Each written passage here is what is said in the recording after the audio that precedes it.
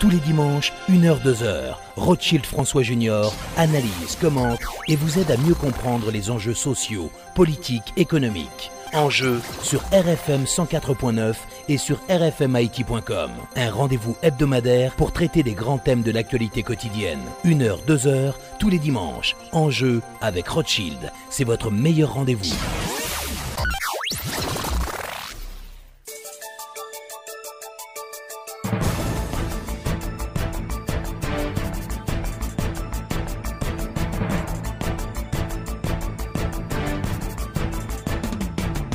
Mesdames et messieurs, bonsoir. Merci d'écouter RFM 54.9, rfmit.com. À l'heure de la présentation de l'émission Enjeux, nos invités ce dimanche, M. Bernard Crane, coordonnateur du Forum économique du secteur privé. Il exprimera la position du Forum sur les grands dossiers économiques. Notre deuxième invité, Maître Jean-Joseph Exumé, ancien ministre de la Justice, qui interviendra sur le dossier de la refonte du Code pénal et de la crise qui affecte le fonctionnement de l'appareil judiciaire en raison de la grève des greffiers. Encore une fois, bonsoir et bienvenue à l'émission Enjeux. Pi bon mac, pi bon prix, depuis ça ouvre ses outils. Pi bon choix matériel pour électricité, finition et plomberie. Pi bon service, pi bon accueil pour tout le monde cap construit. Architecte, ingénieur, compte mettre boss, designer au soir mettre caille. Éco de pour gain tout son besoin pour construire j'ai caillou normal. Petits outils, gros outils, bons outils. Bon ma qualité supérieure, bon prix. Si ranger vos constructions, belle finition. Éco dépôt pour job la bien faite pour caille fait. Éco-dépôt, c'est joindre la technique à l'agréable.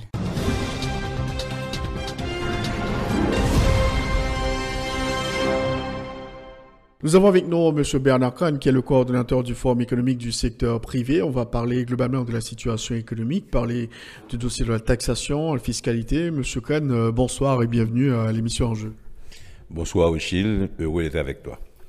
Alors Bernard Crane, au niveau des membres du secteur privé, vous êtes un peu préoccupé par les dispositions prises dans le cadre du projet de budget 2017-2018 au niveau du Parlement haïtien, budget déposé par le ministre des Finances, où quand même la pression fiscale semble être assez importante aujourd'hui. Bon, écoutez, nous avons effectivement reçu le projet de loi de finances après son dépôt à la Chambre des députés, c'est-à-dire vers la première semaine du mois de juillet. Et pour la première fois depuis très longtemps, ce projet de loi de finances n'a pas été au préalable discuté avec nous, surtout en ce qui concerne les questions relatives aux tarifs douaniers et certaines taxes et certains impôts qui sont en train d'être modifiés. Et lorsque nous avons fait une première analyse rapide de cette loi de finances, nous nous sommes rendus compte qu'il y avait des modifications assez importantes qui se faisaient au niveau de la taxation et de la pression fiscale.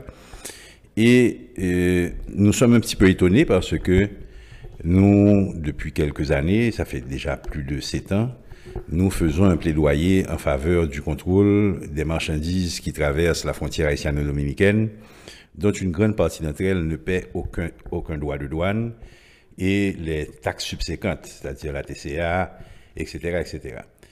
Et nous pensons que l'État haïtien, s'il a besoin d'argent, ce que nous comprenons très bien, vu le niveau des dépenses et des investissements qui doivent être faits, et l'une des premières sources de revenus de l'État haïtien, ce sont les droits de douane, vu que nous sommes un pays importateur. Donc, il faudrait qu'on aille vérifier ce qui se passe à la frontière, contrôler cette frontière et prélever les impôts qui ne sont pas payés par les multiples contrebandiers qui fréquentent cette frontière. Nous avions fait une évaluation en 2011-2012 et cette évaluation nous avait donné un chiffre assez important de plus de 11 milliards de gourdes qui représentait le manque à gagner qu'à l'époque faisait l'État haïtien. Nous pensons que ce manque à gagner est beaucoup plus important maintenant parce qu'il ne concerne pas uniquement les droits de douane, il concerne par exemple la TCA et il concerne les impôts sur le revenu qui devraient être perçus sur les profits générés par ces importateurs qui ne sont pas perçus parce que ces importateurs fraudent complètement la chaîne fiscale. Donc, bon, ça c'est le premier point.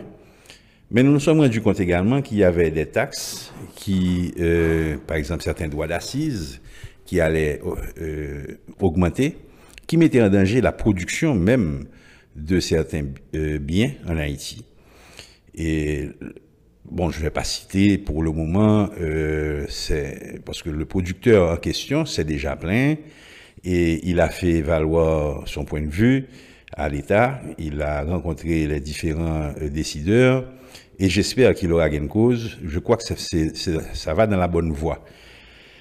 Mais il y a également, par exemple, la contribution foncière sur les propriétés bâties, qui est un impôt qui, malheureusement, n'est pas suffisamment perçu dans le pays et sur lequel il y a un effort à faire. Mais il y a certains secteurs de l'économie concernés par cette contribution foncière sur les propriétés bâties qui risquent d'être lésés. Je veux parler surtout du secteur hôtelier, si on applique la loi telle qu'elle est appliquée depuis quelque temps à partir des évaluations faites par les mairies.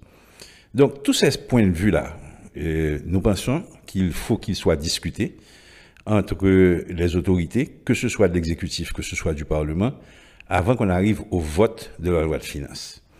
Et nous avions l'habitude de recevoir les responsables du ministère des Finances avant le dépôt de la loi pour pouvoir justement, avec eux, voir comment on pouvait agencer leurs besoins à nos réalités. Et lorsque je parle d'agencer, je veux parler de taxation. Nous sommes pour le respect de la loi, hein.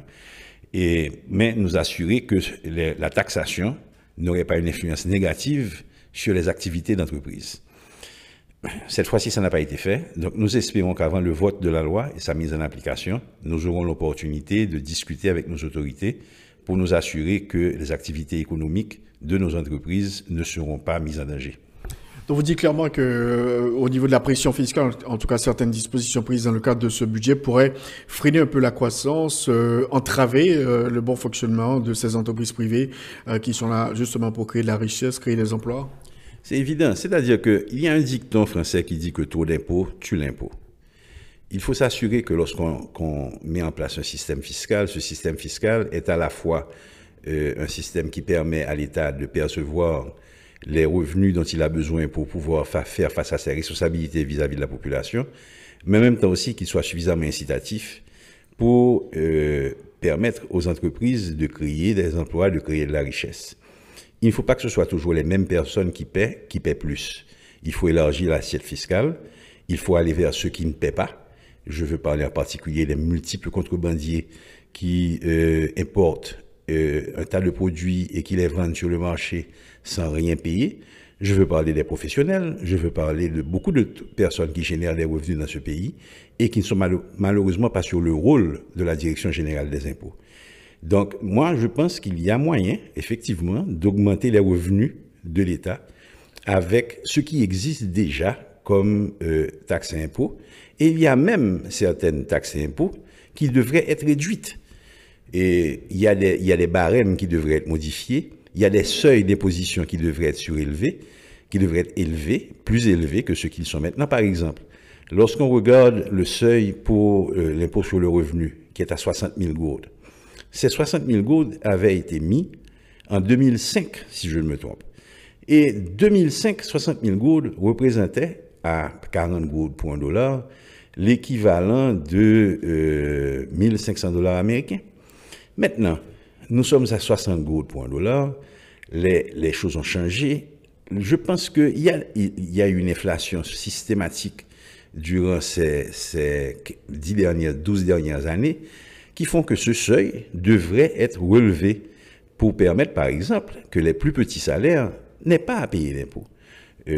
Un ouvrier maintenant qui gagnait en 2005 l'équivalent de 70 gourdes par jour, qui était le salaire minimum, et maintenant il a un salaire minimum de 300 gourdes par jour et qui risque et qui va être ajusté après les différentes discussions qui sont en train de se faire. Donc, ce qu'il gagnait, 70 gourdes par jour, ça représentait l'équivalent de 2100 gourdes par mois. Maintenant, il gagne l'équivalent de 9-10 000 gourdes par mois. Donc, si on continue à considérer les 60 000 gourdes comme seuil, il va devoir payer un impôt sur le revenu déjà, il a des difficultés à faire face à ces obligations. Imaginez-vous qu'il soit obligé de payer un impôt sur le revenu. Ça ne fait aucun sens. Donc, quelles seraient les conséquences au cas où cette loi serait adoptée par le Parlement, telle qu'elle a été déposée par le gouvernement Bernard Crane? Bon, je n'envisage même pas que cette loi puisse être adoptée telle qu'elle. Moi, je crois que et l'exécutif et le Parlement vont être raisonnables. Nous allons nous asseoir avec eux. Nous ne sommes pas le seul secteur concerné. Il y a d'autres secteurs de la société qui sont concernés. Donc, les consommateurs sont concernés également. Il y a d'autres secteurs concernés. Donc, je pense que le Parlement va faire son travail, c'est-à-dire la commission finances de la Chambre des députés qui travaille sur la loi va recevoir les différents secteurs de la société pour discuter avec ces secteurs, pour qu'ils puissent faire valoir leur point de vue. Ils vont s'asseoir ensuite avec le gouvernement, avec le ministère des Finances qui est le ministère concerné, et ils vont modifier la loi de façon à ce que le gouvernement puisse avoir les revenus dont il a besoin pour faire face à ses obligations, que ce soit opérationnel, que ce soit d'investissement, et en même temps permettre aux opérateurs économiques et aux autres secteurs de la société de pouvoir continuer à fonctionner sans les mettre en danger. Je vois que dans l'interview, vous insistez beaucoup sur la question de la frontière, qui est une véritable passoire. Tout le monde dit qu'il faut une intervention à la frontière, il faut bloquer les contrebandiers qui sont des hommes d'affaires comme vous, Bernard Crane. Et qu'est-ce qui peut être fait? Qu'est-ce que vous souhaiteriez qu'on fasse? Parce que ça fait plusieurs années qu'on parle de cette situation à la frontière. Bon, écoutez, la frontière, c'est 350 km linéaires et je ne veux pas dire qu'on peut contrôler chaque mètre de ces 350 km. C'est évident qu'il y a des difficultés. L'État haïtien n'a pas les forces militaires ou policières capables de contrôler la totalité de la frontière comme le font les Dominicains. Cependant, il y a 4 ou 5 postes d'entrée principaux pour les marchandises qui traversent cette frontière. Ces 4 ou 5 postes d'entrée principaux sont contrôlables. Si on donne les moyens à la Direction générale des douanes, à l'administration générale des douanes, si on donne les moyens à la police haïtienne, si on donne les moyens au service d'immigration, qui sont les 3 principales agences du gouvernement sur ces postes frontaliers, inclus, il faudrait citer les services de contrôle de qualité du ministère du Commerce et du ministère de l'Agriculture et du ministère de la Santé publique, on doit être en mesure de contrôler ces 4 ou 5 postes. Ce qui permettrait de contrôler au moins 80 à 90% des marchandises qui rentrent et qui passent par la frontière. Et là, je peux vous garantir que les revenus que l'État va percevoir seront 4 à 5 fois supérieurs à ce qu'il perçoit actuellement. Donc, moi, je pense que il faut être réaliste en sachant qu'on ne pourra pas contrôler la totalité de la frontière et que lorsqu'on mettra des postes de contrôle équipés avec non seulement des équipements, mais du personnel qualifié et compétent. Et il y aura une partie de ces marchandises qui essaiera de passer par d'autres voies, etc., etc. Mais il y a des moyens techniques actuellement, sans présence de personnel sur la frontière, pour pouvoir contrôler ce qui passe. Il y a les moyens satellites, il y a des drones, il y a toutes sortes de moyens qui peuvent être mis en place pour permettre de contrôler et d'intercepter ces camions lorsqu'ils ont fini de passer, de les saisir tel que c'est prévu dans le code douanier, de les vendre à la criée publique et de permettre à l'État quand même de rentrer de l'argent. Donc moi, et comme tous mes collègues du secteur privé formel, nous demandons à l'État haïtien, en particulier au ministère des Finances, à l'administration générale des douanes, à tous ceux qui sont concernés au niveau de l'État par le contrôle de ce qui se passe à la frontière, de faire leur travail, de donner aux employés qui veulent faire ce travail les moyens de le faire et de permettre à l'État haïtien de rentrer les revenus dont il a besoin et qui nous permettrait à nous de faire face à une compétition plus loyale. Est-ce qu'on a une idée des pertes maintenant? Est-ce qu'on peut dire que la situation s'est aggravée au niveau de la frontière? Je sais qu'avant, on parlait de plusieurs dizaines de millions de dollars américains. Est-ce qu'on a une idée maintenant, Bernard Crane? Bon, je peux vous dire que les dernières analyses qui ont été faites remontent quand même à 4 ou 5 ans. Et à l'époque, comme je vous l'avais dit antérieurement, les revenus non collectés par l'État représentaient à peu près 11 milliards de gourdes. Et bon, je n'ai pas les derniers chiffres, mais je peux vous dire que la situation, effectivement, sur la frontière a empiré. Et il y a beaucoup de marchandises qui traversent la frontière sans payer de douane. La douane peut vous le confirmer. La douane est en train de travailler, et je le sais, avec ses homologues dominicains pour renforcer les contrôles. Maintenant, parce que je dois vous dire que les Dominicains perdent également de l'argent, je parle de l'État dominicain. Il y a beaucoup de marchandises qui sont censées rentrer en Haïti, mais qui retournent sur le marché dominicain pour être vendues au noir. Il y a des marchandises qui sont fabriquées en République dominicaine qui seraient censées être vendues en Haïti, mais qui ne le sont pas vraiment. Et il y a des marchandises qui passent en transit sur le territoire dominicain pour aller théoriquement vers Haïti, mais qui sont vendues en République dominicaine. Donc, les deux États sont en train de perdre l'équivalent pour l'État dominicain, d'après ce qu'ils disent, d'à peu près 450 millions de dollars. Et pour l'État haïtien, ça varie entre 200 et 300 millions de dollars de pertes, de manque à gagner sur la frontière. Alors, en ce qui concerne l'élargissement de l'assiette fiscale, ça, tout le monde le dit, c'est absolument, c'est important parce que l'État ne peut pas recourir chaque année à la même liste. Voilà, ces gens sont là, ils doivent payer, alors qu'il y a d'autres personnes qui gagnent de l'argent aussi. Bon, écoutez, la pression fiscale en Haïti est l'une des plus faibles de la région, si ce n'est la plus faible. Je ne pense pas qu'elle arrive à 13% du produit intérieur brut. Et la norme, la moyenne dans la région est aux environs de 18-20%. D'ailleurs, Haïti, l'État haïtien dépense plus de 20% du produit intérieur brut, mais une partie de ces dépenses est subventionnée par la communauté internationale à travers des dons et des prêts faits par Petro-Caribé. Et il faut qu'on arrive à dépenser ce que nous avons. Donc, il faut augmenter la pression. Et ça, personne ne peut dire le contraire. Le problème, c'est que cette pression ne peut pas être augmentée sur les mêmes personnes tout le temps. Ça ne peut pas être ceux qui paient déjà qui paient plus. Il faut élargir l'assiette, il faut aller vers ceux qui fraudent, et il faut aller vers ceux qui ne déclarent pas. Parce que le système fiscal haïtien est déclaratif. Vous devez déclarer vos revenus. Maintenant, si vous ne déclarez pas, vous ne paierez pas. Mais l'État haïtien a les moyens, selon la loi, d'aller vérifier chez chaque contribuable ce qu'il génère comme revenu et, s'il n'avait pas déclaré, de le pénaliser et de le faire payer. Donc, il faut qu'ils fassent leur travail. C'est tout ce qu'on leur demande. Qu'est-ce que vous pourriez peut-être à la rigueur répondre à certaines personnes qui pourraient se dire, et voilà, les membres du secteur privé, ils font de l'argent, maintenant ils se plaignent de la pression fiscale parce que vous dites toujours, vous êtes fiscalement responsable. Oui, écoutez, lorsque vous regardez le système, le secteur privé en Haïti, vous me direz qu'il y a plusieurs secteurs privés. Il y a un secteur privé formel qui paie ses impôts, que ce soit au niveau importateur, à l'entrée des produits, ils déclarent leurs produits à la douane, ils paient ce qu'ils ont à payer à la douane, ensuite ils vendent ce produit aux consommateurs haïtiens, ils font des états financiers, et ces états financiers sont déposés à la DGI et ils paient ce qu'ils doivent payer à la DGI. Ils paient ensuite chaque mois ce qu'ils doivent payer sur les salaires payés à leurs employés, ils font les déductions qui doivent être faites pour l'ONA et ils font leur déclaration à l'ONA. C'est le secteur privé formel. Il y a un autre secteur privé qui, lui, est ou moins formel ou totalement informel.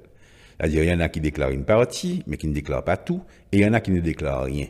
Maintenant, l'État haïtien a les moyens légaux d'aller vers ceux qui déclarent moins ou qui ne déclarent pas du tout et de les faire payer. Ce que nous demandons à l'État, c'est de faire payer à tout le monde ce qu'ils doivent payer, tout simplement. Maintenant, ça permettrait à l'État d'augmenter ses revenus, ça permettrait à ceux qui paient de faire face à une compétition plus loyale, parce que lorsqu'ils font face à une compétition de ceux qui ne paient pas, ils peuvent faire beaucoup de choses avec l'argent qu'ils n'ont pas payé. Premièrement, ils peuvent participer à la corruption qui existe dans ce pays. Ensuite, ils peuvent également vendre à des prix plus faibles parce qu'ils ont la possibilité de réduire leurs prix. Ils ont un tas de choses qu'ils peuvent faire avec l'argent qui n'est pas payé à l'État, ce qui n'est pas normal. Donc, nous, ce que nous souhaitons, c'est qu'il y ait un terrain de jeu qui soit nivelé pour tous, où tout le monde soit égal devant la loi.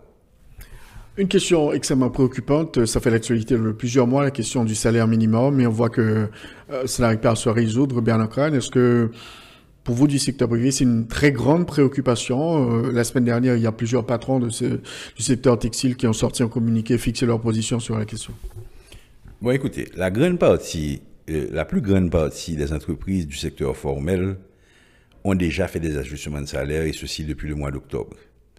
Ces ajustements ont été faits suite à l'inflation que nous avons connue, et nous n'avons pas attendu le Conseil supérieur des salaires pour pouvoir ajuster les salaires payés à nos employés. Maintenant, il y a un Conseil supérieur des salaires qui, de par la loi, de par le Code du travail, a pour obligation, lorsqu'il y a un taux d'inflation supérieur ou égal à 10%, de proposer à l'État haïtien de faire des recommandations d'ajustement de salaire. Bon, il y a eu un problème avec le CSS. En avril, le CSS n'avait pas encore fait ses propositions. Le CSS a été refait et enfin reconstitué. On a demandé aux 3 secteurs qui constituent le CSS, c'est-à-dire le secteur patronal, le secteur employé à travers le syndicat et l'État haïtien, de proposer d'autres noms. Nous, de notre côté, nous avons proposé les noms et l'État haïtien a désigné, sur la liste des 6 personnalités que nous avions proposées, 3 personnalités pour faire partie du CSS. Elles ont été installées, elles se sont réunies. Maintenant, il y a eu un problème au niveau syndical, mais moi, je ne peux pas me prononcer sur la question, sur le problème au niveau syndical. C'est à eux, avec l'État haïtien, de discuter pour résoudre le problème. Mais nous, de notre côté, nous avons fait notre travail. Et maintenant, le CSS a fait des recommandations sur les salaires par secteur d'activité. Et les membres du secteur du textile disent très clairement 800 goudes, ce serait la mort certaine de cette industrie en Haïti, problème de compétitivité, ils peuvent pas. Non, c'est pas seulement les membres du secteur textile, c'est-à-dire que tout le secteur privé se retrouverait dans les possibilités de payer ces 800 goudes de salaire minimum. Écoutez, le salaire minimum en moyenne était d'à peu près 300 goudes. Un peu moins pour certains secteurs, un peu plus pour d'autres. Nous pensons qu'on ne peut pas demander, ce n'est pas raisonnable de demander un plus que doublement du salaire minimum du jour au lendemain. Ça ne s'est jamais vu nulle part ailleurs et ça ne peut pas se voir en Haïti. Ce serait impossible. J'ai parlé de l'effet boule de neige et l'effet boule de neige aura lieu. C'est-à-dire que si par hasard on tomberait dans une décision, on verrait une décision qui accepterait de passer le salaire à 800 goudes, je peux vous garantir que ça va créer beaucoup de remous parce que tous les autres salariés vont demander des augmentations de salaire. C'est ça l'effet boule de neige. Et ensuite, si nous ne sommes pas en mesure de payer ces salaires, il va y avoir des entreprises qui vont fermer, il y a des gens qui vont perdre leur emploi. Vous allez avoir un problème général, non seulement au niveau de l'économie, mais au niveau social dans le pays, et ça débouchera sur des problèmes politiques. Donc moi, je pense qu'il faut être raisonnable de tous les côtés, du côté des patrons en premier, qui doivent s'asseoir avec les syndicats, avec leurs employés et leurs représentants syndicaux, et discuter avec eux et trouver des formules qui permettent aux entreprises de rester ouvertes. Il faut que maintenant que l'État haïtien également prenne ses responsabilités au niveau de l'exécutif et fixe des salaires minima qui soient... Bon, personne ne sera à 100% content. Il y en a qui seront moins contents que d'autres, il y en a qui ne seront pas contents du tout, il y en a qui trouveront que c'est raisonnable, il y en a qui trouveront que ce n'est pas raisonnable. Mais au moins, il faut que l'État prenne les décisions. Il est là pour ça. Et ça traîne? Oui, ça traîne malheureusement et je pense qu'il faut qu'on accélère un petit peu le processus de prise de décision et il faut prendre les décisions.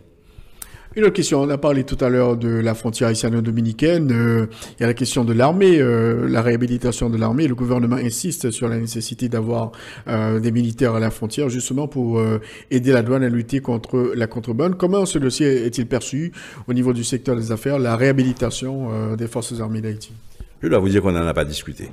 Jusqu'à présent, ce n'est pas un point sur lequel nous nous sommes penchés au niveau des associations patronales. Et bon, l'armée d'Haïti, au niveau de la Constitution, c'est un corps militaire reconnu par la Constitution. Maintenant, nous n'avons pas discuté, et je ne vais pas me prononcer sur la question parce que j'ai peut-être des opinions personnelles, mais là, je ne parle pas en mon nom, je parle au nom du secteur privé, au nom du Forum économique secteur privé, et je ne veux pas prendre une position qui ne soit pas une position concertée. Alors pour terminer, quel est l'état de santé du secteur privé aujourd'hui? Vous êtes optimiste? Vous allez continuer à investir? Globalement, comment est la situation, Bernard Crane? Bon, écoutez, moi je suis de naturel optimiste. Je dirais que ce qu'on dit tous les jours, Haïti offre des opportunités extraordinaires. C'est un pays vierge où tout est à faire, où normalement on devrait pouvoir investir pour pouvoir créer des emplois, créer de la richesse. Cependant, il y a des préalables. Le premier des préalables, c'est la prévisibilité. Il faut que nous soyons en mesure de prévoir quelles sont les politiques publiques qui vont être appliquées dans ce pays et si elles vont être appliquées sur la durée. On ne peut pas modifier chaque année le tarif douanier en fonction des besoins de revenus de l'État. Ce n'est pas possible. Il faut qu'on ait un tarif douanier qui soit là pour quelques années et que nous puissions, en fonction de ce tarif, prendre des décisions. Il y a également des questions qui concernent l'expoliation au niveau des terres. Je dois vous dire que la question foncière est un gros problème pour pouvoir rassurer les investisseurs locaux éventuellement et rassurer également les investisseurs étrangers qui voudraient venir en Haïti. Il y a 2 points, mais bon, je vais pas faire une litanie de problèmes. Moi, je pense qu'il y a des points principaux sur lesquels le gouvernement doit travailler. Je pense qu'ils sont en train déjà de travailler sur ces questions, mais il faut qu'ils accélèrent un petit peu leur rythme et il faut que les décisions soient prises plus vite. Il y a la question du de-risking, qui est une question sérieuse et importante, sur laquelle le gouvernement a travaillé avec l'association des professionnels de banque. Certaines décisions, bonnes décisions ont été prises, mais il y en a d'autres qui doivent être prises et qui doivent permettre de rassurer le secteur financier, rassurer les consommateurs en général et rassurer nos partenaires internationaux que nous sommes un partenaire fiable, sérieux, qui respecte la loi, ce qui permettrait d'éviter qu'on ne classe Haïti parmi les pays qui ne respectent pas les conventions auxquelles nous avons adhéré et qui ferait que nous soyons pénalisés. Donc je pense qu'il y a des questions qui sont des questions sérieuses sur lesquelles le gouvernement, le Parlement et les autres autorités de ce pays doivent se pencher pour créer le climat de confiance nécessaire, la prévisibilité nécessaire qui permettra de rassurer les investisseurs, les créateurs d'emplois et les créateurs de richesses. Merci beaucoup Bernard Crane d'avoir été l'un des invités à notre émission aujourd'hui pour parler de la situation du secteur économique, du secteur privé. Merci beaucoup. Un plaisir, toujours à ta disposition.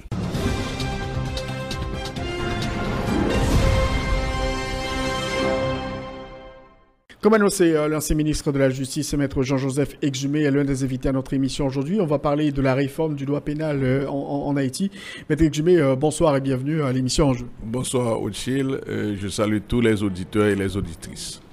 Alors, Maître Exumé, vous faisiez partie quand même de cette commission qui a été constituée par l'ancienne administration Martelly pour travailler sur le dossier de la réforme de la justice, plus particulièrement sur la question du code pénal. Pourquoi est-il nécessaire de revisiter ce code pénal aujourd'hui?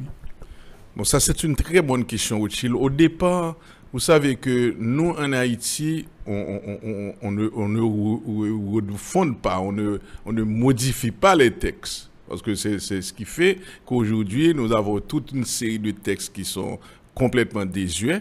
Et le code pénal et le code d'instruction criminelle en particulier ont été promulgués en 1835. Donc vous vous imaginez, de 1835 à aujourd'hui, alors qu'il y a eu beaucoup de changements dans le monde, et Haïti est partie du monde. Donc, il a fallu véritablement faire un travail de refonte de ces 2 codes. Et j'insiste là-dessus, en réalité, il s'agit d'une refonte. On n'a pas fait une adaptation, parce que ce n'était plus possible. Étant donné qu'il y a tellement d'infractions nouvelles, étant donné que le système même ne fonctionne pas, il a fallu faire quelque chose de fondamental, en réalité d'écrire un nouveau code pénal et un nouveau code de procédure pénale. Alors, le code pénal, vous dites que ça date de 1835, donc ça fait vraiment des années que ce code existe en Haïti, comme vous le dites. Il y a beaucoup de changements qui ont été opérés en Haïti et aussi dans le monde. Est-ce qu'on peut avoir une idée des points importants sur lesquels vraiment vous avez travaillé et sur lesquels on doit, vraiment, les points sur lesquels qui doivent être vraiment modifiés au niveau de cet instrument? Bon, d'abord, il y a les infractions. Vous savez que dans un code pénal, vous avez, c'est le texte de loi qui synthétise, qui donne les différentes infractions que l'on peut trouver. c'est-à-dire des infractions contre les personnes, des infractions contre les biens, des infractions contre l'État, la force publique, etc.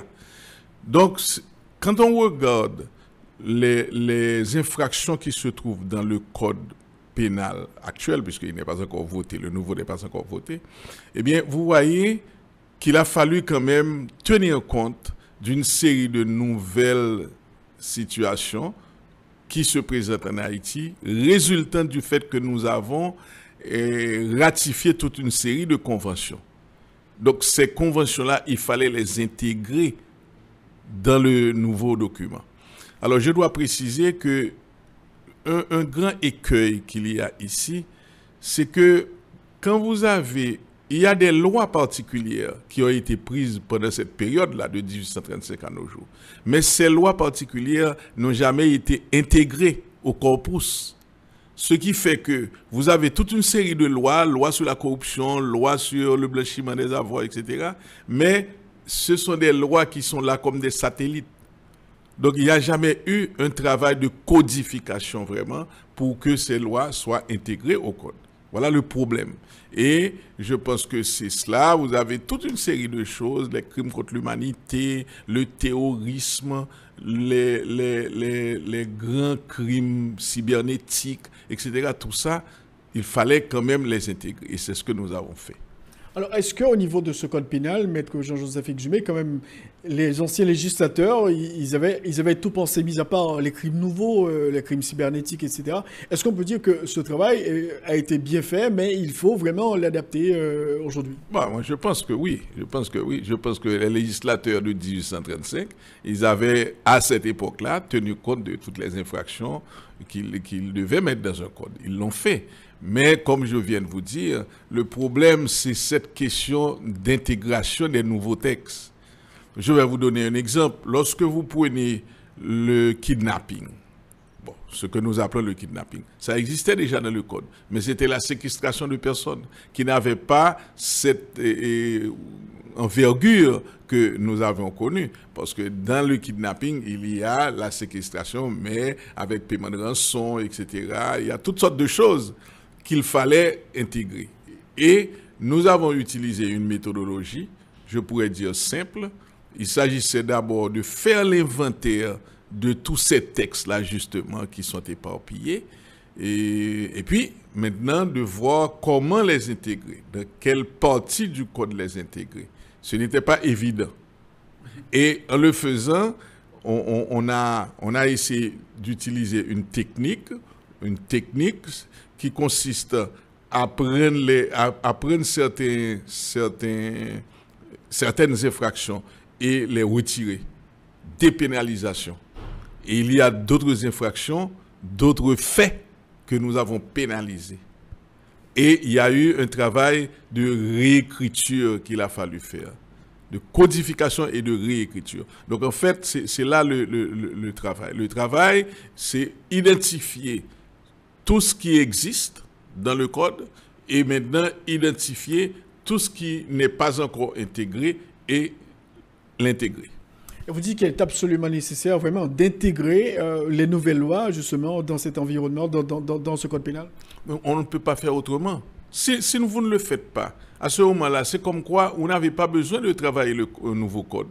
Puisque c'est ça justement l'écueil. Aujourd'hui, la désuétude vient de quoi? Vient du fait qu'il y a une série de lois qui ne sont pas incluses, quoique nous ayons ratifié des conventions. Parce que je dois vous dire que, d'après la Constitution haïtienne, une fois que vous avez ratifié une convention dans les normes, c'est-à-dire le Parlement a ratifié et le texte est publié au Moniteur, donc il fait automatiquement partie intégrante de notre droit positif interne.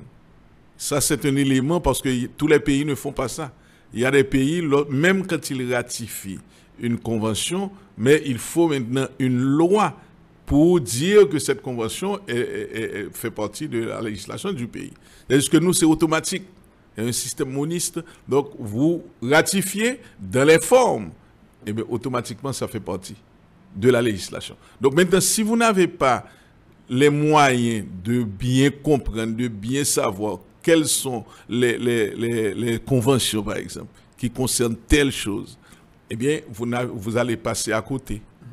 Et dans ce code pénal, il y a aussi quand même, quand on sanctionne un citoyen, vous devriez payer tant de gouttes, comparé actuel, est-ce qu'on va avoir une idée? Oui, alors ce qui se passe, c'est qu'on a beaucoup discuté quand il s'agissait de travailler le code, de savoir si on va utiliser le même système qu'en France, c'est-à-dire avoir un minimum et un maximum pour chaque peine. Alors, il y a des peines privatives de liberté, mais il y a aussi des peines de paiement, d'amende. Donc, après beaucoup de discussions, on a finalement admis qu'il serait préférable que l'on utilise ce système-là aussi. C'est-à-dire que vous avez un minimum et un maximum. Ça permet au juge de mieux moduler la peine qu'il va donner, la sanction. Parce que, qu'est-ce qui se passe? On dit que le système nouveau que l'on essaie d'apporter, c'est qu'on ne punit pas pour punir. La punition doit avoir un objectif. Et cet objectif, c'est la réhabilitation de la personne. C'est ce qu'on appelle l'individualisation de la peine. Et pour faire ça, nous avons pensé qu'effectivement, ce serait préférable qu'il y ait ce maximum pour donner au juge une fourchette à l'intérieur de laquelle il peut statuer suivant le profil du délinquant. Est-ce qu'on peut avoir une idée des impacts quand même négatifs de ce code pénal qui n'est pas encore modifié, qui n'est pas encore adapté au XXIe siècle sur le fonctionnement de l'appareil judiciaire aujourd'hui en Haïti, sur la distribution de la justice, Maître Jean-Joseph Ekimé? Bien sûr qu'il y a une incidence malheureuse, dirait-on, sur le fonctionnement de la justice. Pour vous faire comprendre cela, je peux prendre l'exemple, n'est-ce pas, de la garde d'enfants, des pensions alimentaires, etc. C'est un élément qui existait dans le code déjà, mais qui n'était pas adapté. Or, nous avons ratifié la Convention sur les droits de l'enfant, qui a toute une série de dispositions nouvelles qui font donc partie intégrante de notre droit et que nous n'appliquons pas. Donc, le juge des référés qui est appelé à statuer sur une question de garde d'enfants et de pension alimentaire, il ne connaît pas vraiment, c'est rare en tout cas qu'il connaisse, et qu'il applique des dispositions se trouvant dans la Convention. Donc, moi, je pense que le fait que nous n'avons pas eu un code adapté, un code rénové, ça fait qu'il y a beaucoup de trous d'interprétation, etc. D'ailleurs, vous savez qu'ici, en réalité, un étudiant, un avocat qui n'est pas un juge, qui n'est pas branché vraiment, eh bien, il ne pourra pas savoir, il ne saura pas quels sont les changements fondamentaux qui existent dans notre droit. En raison justement du fait qu'il n'y a pas beaucoup de travaux de diffusion qui sont faits de la part de l'État pour que tout le monde soit au courant, n'est-ce pas, des changements apportés. En ce qui concerne la criminalité, par exemple? En ce qui concerne la criminalité, bon, c'est vrai que les crimes de sang, par exemple, n'est-ce pas, bon, ces crimes-là sont prévus dans le code, mais dans le code actuel. Mais il y a beaucoup d'infractions nouvelles, parce que quand on parle de la criminalité, il n'y a pas que les crimes de sang. Il y a toute une série d'autres infractions, d'autres crimes, tels que le faux, des choses comme ça, et qui ont des impacts négatifs sur le fonctionnement du système. Mais c'est sûr et certain que tout cela a une incidence malheureuse sur le fonctionnement et la criminalité. Donc ça gêne un peu le fonctionnement de l'appareil judiciaire? Ça gêne le fonctionnement de l'appareil judiciaire. D'ailleurs, vous savez que quand on parle de réforme pénale, bon, c'est vrai qu'il y a une constante, c'est que vous avez les crimes, les délits, les contraventions, mais quand on parle de réforme pénale, on parle de réforme de la justice tout court. Parce qu'il faut savoir que de même que le code de procédure pénale est important pour accompagner et pour permettre l'exécution des dispositions du code pénal. De même, vous devez avoir une organisation judiciaire qui fonctionne correctement pour que vous puissiez avoir une réforme pénale. Moi, je dis toujours que la réforme pénale, sans la réforme de la justice, sans la réforme de l'appareil judiciaire, ce n'est qu'une utopie. Donc c'est un must aujourd'hui, il faut vraiment adapter le code pénal, le code d'instruction criminelle aussi en Haïti. C'est une obligation. C'est une obligation. On ne peut plus faire marche arrière parce que à ce moment-là, nous allons rester comme une sorte de mauvais élèves à travers le monde, dans les Caraïbes par exemple. Dans les Caraïbes maintenant, Haïti est très mal perçu au point de vue de l'application du droit. À cause de ça. À cause de cela. Maître Jean-Joseph Exumé, quand même, vous faisiez partie de cette commission. Et on voit qu'aujourd'hui, le Sénat aussi, le Sénat de la République, la commission justice du Sénat, vient d'organiser 2 journées de séance, justement, sur ce même dossier. Alors, est-ce qu'il y a un travail commun qui est fait avec vous autres de la commission? Qu'est-ce qui se passe? Bon, alors, il faut bien comprendre qu'à partir du moment où un texte de loi, un projet de loi est déposé au Parlement, bon, c'est évident que le Parlement a la préséance. Nous avons travaillé sur le code, nous étions une commission, mais ce serait vraiment, je pourrais presque dire, enfantin de notre part de penser que nous allions être sur le devant de la scène. C'est pas ça qui nous intéresse d'ailleurs. Nous-mêmes, ce qui nous intéresse, c'est que le code soit voté. Nous sommes très... Nous attendons avec impatience que les codes soient votés. Tout en insistant sur le fait que le code pénal, c'est un, mais le code de procédure pénale, c'est un prime. S'il n'y a pas de code de procédure pénale qui s'adapte au code pénal, eh bien, à ce moment-là, on n'aura pas de réforme. Parce que si vous avez une nouvelle infraction qui est, par exemple, disons, le terrorisme, donc, il faut adapter une procédure pour le terrorisme. La même procédure qu'on utilise pour un vol ne peut pas être utilisée pour le terrorisme. Donc, ce qui veut dire que vous êtes obligé de modifier aussi le code de procédure pénale. Alors, je crois que nous sommes disposés, il est vrai, à travailler, mais nous comprenons aussi qu'à ce stade, c'est le travail du Parlement. Le Parlement fait ce qu'il doit faire. Moi, je suis très content. J'ai des contacts avec le président de la commission justice du Sénat, le sénateur Sénatus. Et ce que nous avions fait quand nous avions remis les codes au président de la République, enfin les projets, les avant-projets qu'on avait remis, et lui-même, il nous avait demandé ça. Ils nous ont dit, écoutez, nous ne voulons pas que l'on dise que c'est quelque chose que nous avons fabriqué en chambre, que vous vous levez un matin et puis vous venez avec un code. Il faut partager ça avec la société. Et c'est ainsi que nous avons organisé des ateliers d'échange et de discussion à travers le pays. On l'a fait une première fois pour le code pénal et on l'a fait une deuxième fois pour le code de procédure pénale. Donc maintenant, quand nous avons recueilli des observations, des critiques, etc., bon, nous avons décidé, évidemment, de voir dans quelle mesure on peut intégrer ces observations et ces critiques dans le code même.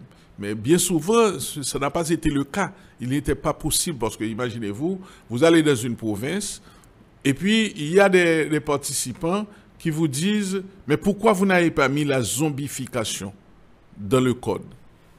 Naturellement, vous savez, ça nous demande de réfléchir. Parce que la zombification, qu'est-ce que c'est?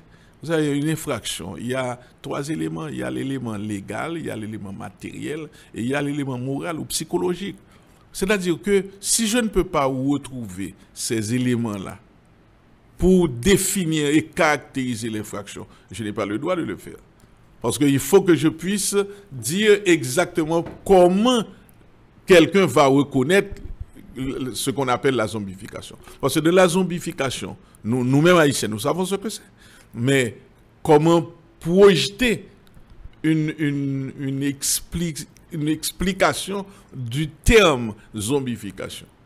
Bon, ceci étant dit, nous avons travaillé là-dessus, oui, vraiment. On a dit, bon, dans la zombification, en réalité, vous avez, ça peut être l'empoisonnement, ça peut être, je ne sais pas, il y a toutes sortes de choses qui peuvent porter. Vous voyez, quelqu'un a considéré cette personne-là comme étant un zombie. Le problème, c'est comment faire la preuve de ça. Parce que dès que vous parlez de droit pénal, dès que vous parlez d'infraction, vous avez un souci, c'est qu'il faut donner les éléments de preuve qui sont irréfutables pour le juge. Parce que sinon, vous pouvez faire beaucoup d'erreurs judiciaires. Donc au niveau de la zombification, cette semaine on a beaucoup parlé de la zombification, les secteurs qui souhaitent une loi pour la zombification. Oui, mais c'est justement. Donc il faut qu'ils réfléchissent bien. Ces secteurs-là, pour ne pas aller créer quelque chose qui est une sorte de chose virtuelle, alors que vous savez que le droit pénal, c'est l'interprétation stricte. Donc on n'a pas le droit de faire quelque chose qui soit un peu en dehors, tu comprends, des normes. Comment le prouver ? Et surtout, comment le prouver? Parce que si je ne peux pas avoir les éléments de preuve, je ne peux pas avoir d'infraction. Parce que le tribunal ne pourra pas condamner. Et le tribunal condamnera comment? Le plus souvent, il condamnera sur de fausses bases, sur de fausses pistes, d'où erreur judiciaire.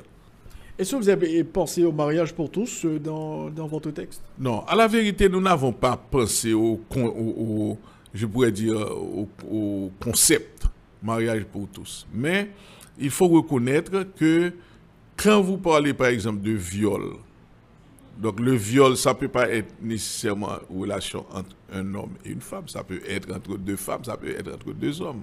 Mais nous n'avons pas pensé à ce concept-là, mariage pour tous. Et je vais être franc avec vous, le problème qui se pose, c'est que nous, puisqu'on parle des causes, des méthodologies que nous avons utilisées, toutes nos recherches nous ont permis de voir qu'aujourd'hui, nous ne sommes pas tellement prêts pour ça.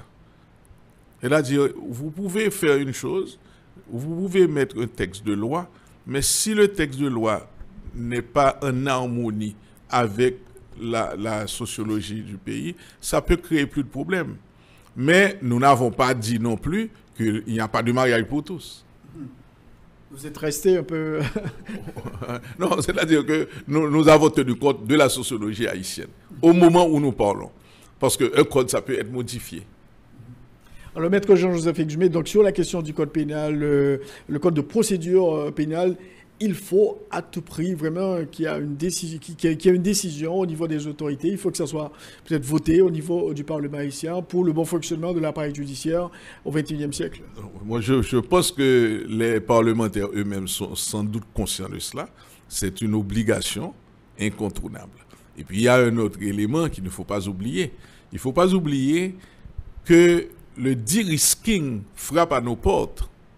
Or, vous savez que justement, au niveau des pays comme la Jamaïque, des pays comme le Trinidad et Tobago, etc., ils disent que Haïti constitue une menace au niveau du blanchiment. Parce que la législation haïtienne est tellement dépassée que l'on ne peut pas vraiment agir contre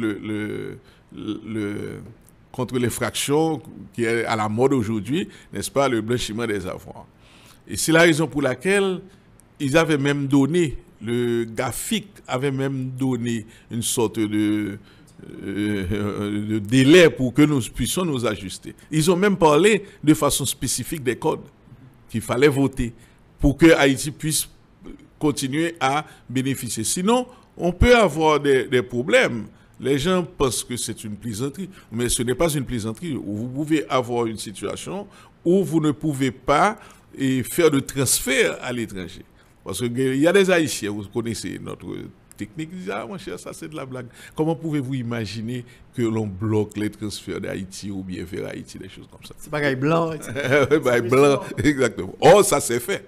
Ça s'est fait dans d'autres pays. Et lorsque c'est réalisé, ça devient excessivement difficile de retourner dans le giron. Le Belize, par exemple. Le Belize, par exemple. Alors, Maître Jumé, une autre question. Ancien ministre de la Justice, l'appareil judiciaire est pratiquement paralysé depuis plus de mois avec cette grève des greffiers qui réclament un ajustement des salaires. Donc, ça vous dérange énormément, j'imagine. Je peux vous dire, parce que maintenant, le tribunal, ce matin encore, j'ai été au tribunal parce que j'ai besoin de passer une affaire en référé, mais le doyen m'a dit clairement qu'il ne peut rien faire. Parce que les greffiers sont là, ils sont un peu agressifs. Je dis un peu, bon, c'est une façon de parler. Hein. Ils sont agressifs parce qu'ils empêchent les sièges. Et ce qui est plus grave maintenant, vous avez, ce sont les assises criminelles. C'est la période des assises criminelles. On ne peut pas organiser les assises criminelles. Or, moi, je n'arrive pas tellement à comprendre cette affaire-là pour vous dire la vérité. Et si j'avais l'opportunité, je l'aurais dit aux greffiers. Parce que vous savez que la loi sur le statut de la magistrature prévoit que vous ne pouvez pas bloquer le service de la justice. Toute action concertée visant à bloquer, ayant pour résultat de bloquer le service de la justice est interdite. Donc les greffiers, pour moi, auraient dû penser à cela. Parce que quand vous demandez une augmentation de salaire, elle ne viendra pas du ciel, l'augmentation de salaire. De toute façon, il faut être réaliste. Vous avez un pays où vous n'avez même pas de budget. Les provisions budgétaires ne sont pas à la hauteur des besoins, tout ça. Moi, j'estime que les greffiers, d'ailleurs, même si vous faites la grève, vous auriez dû organiser un service de roulement, etc., pour ne pas bloquer justement le tribunal. Et c'est à travers tout le pays, hein. C'est ça, oui, le drame. Donc ça veut dire que l'appareil judiciaire est bloqué, que ce soit à Port-au-Prince et dans les villes de province, oui. Sur l'échelle du territoire national, c'est extrêmement grave. Ah oui, bien sûr. C'est comme si vous vous levez un matin et puis tous les policiers disent, bon, maintenant nous faisons la grève. Et nous ne faisons plus le contrôle, nous n'arrêtons plus les gens, etc. Ces questions, je pourrais dire, qui sont tellement fondamentales pour un pays, vous interdisent en réalité de penser à bloquer. Vous devrez vous interdire de penser à bloquer. Parce que vous attaquez toute une série de droits fondamentaux des gens. Le droit à être jugé. Lorsque vous connaissez le système pénitentiaire haïtien, avec tous les travers qu'il y a, donc vous n'avez même une personne censée aurait dû dire « Ah non, ça nous ne pouvons pas le faire ». Et pourtant, c'est ce qui se réalise maintenant. Donc on ne peut pas notamment libérer les détenus, tout est bloqué. Vous ne pouvez rien faire, vous ne pouvez pas faire des jugements. Il y a des gens qui sont en prison, qui ont dépassé la limite où ils devraient être en prison, donc normalement qui auraient dû être libérés, mais comme il n'y a pas de provision pour ça, c'est ce que par exemple nous avons mis dans le code de procédure pénale, entre parenthèses, une limite. Si vous m'arrêtez et que dans un délai de, disons, 3 ans pour un délit, vous ne me jugez pas, vous devez me libérer. Qu'est-ce qui peut être fait, selon vous, Maître Jean-Joseph Exumé, comme ancien ministre de la Justice? Je sais qu'il y a une tentative de dialogue qui se fait entre les greffiers, le barreau, etc., le ministère de la Justice. Mais qu'est-ce qui peut être fait, selon vous? Bon, étant donné que moi, je ne suis pas impliqué dans ça, je ne sais pas, je n'ai pas d'opinion vraiment. Mais c'est urgent, il faut débloquer la situation. Justement, c'est urgent. Donc c'est pour ça que je pense que le ministère de la Justice devrait redoubler d'efforts pour parler avec ces greffiers. Parce que quand même, le ministère de la Justice, c'est le ministère, si vous voulez, de tutelle des greffes. Alors pour terminer, bientôt on aura la Minute Juste, cette mission des Nations Unies qui sera là justement pour appuyer la justice en Haïti, le renforcement de la justice. Vous êtes un ancien ministre de la Justice. Ça fait des années qu'il y a des millions de dollars qui ont été investis par la communauté internationale et pour favoriser cette réforme judiciaire. Est-ce que vous pensez qu'avec la Minute Juste, ça pourrait changer, Jean-Joseph Exumé? Je ne veux pas m'aventurer, vous comprenez, parce que dans une affaire pareille, il y a toute une série de questions qu'il faut soulever. Premièrement, les priorités. Quelles sont les priorités? Et vous pouvez avoir de bonnes intentions. Vous pouvez dire, bon, moi je pense qu'il faut faire quelque chose. Ça ne peut pas continuer des choses de ce genre, mais s'il n'y a pas une identification des priorités. Priorité numéro 1, priorité numéro 2, priorité numéro 3, comment je vais aborder la question? Ça fait une première chose. La deuxième chose, c'est que vous avez un système qui est quand même, qui ne fonctionne pas. Il faut donc aller vers l'administration de la justice. La meilleure façon pour moi, pour que vous puissiez, je répète souvent cela, la meilleure façon pour moi, pour que vous puissiez réformer la justice, c'est de commencer par réformer le fonctionnement des tribunaux. Qu'est-ce que cela veut dire? Cela veut dire que vous avez un tribunal qui fonctionne, mais le tribunal fonctionne de telle heure à telle heure. Il faut que cela soit respecté. Si c'est à 10 heures que vous devez prendre siège, donc à 9h30, vous devez être là. Il ne faut pas que le tribunal soit bloqué par le fait qu'il y a un agent du système qui n'est pas là. Ensuite, maintenant, il y a un deuxième volet, c'est au niveau des décisions de justice. Parce que si vous avez un problème, vous venez me trouver. Je ne parle même pas d'un problème de liberté individuelle. Prenons un problème enfin, quelqu'un qui occupe votre terrain indûment. Donc un problème patrimonial. Mais il faut que le délai qui est prévu pour que le juge rende sa décision soit respecté. Parce que il y a des risques que je perde tout si la personne est spoliatrice a le temps de construire une maison sur mon terrain. À ce moment-là, ça va être beaucoup plus difficile pour moi d'exécuter une décision, même lorsque le tribunal m'aurait donné gain de cause. Et pourquoi, selon vous, ça n'a jamais pu fonctionner comme le souhaite la communauté internationale, aboutir à cette réforme de l'appareil judiciaire, en dépit de ces coups de millions pompés dans l'appareil judiciaire? Alors, il faut dire que dans tout, il y a une question de contrôle et de sanction. Vous pouvez mettre des millions, mais si on n'a pas la structure institutionnelle pour contrôler qu'un juge ne vient pas faire son travail, qu'un commissaire du gouvernement n'est pas à son poste à l'heure qu'il faut, et qu'il n'y a aucune sanction. Donc à ce moment-là, les millions vont s'envoler en fumée. C'est tout.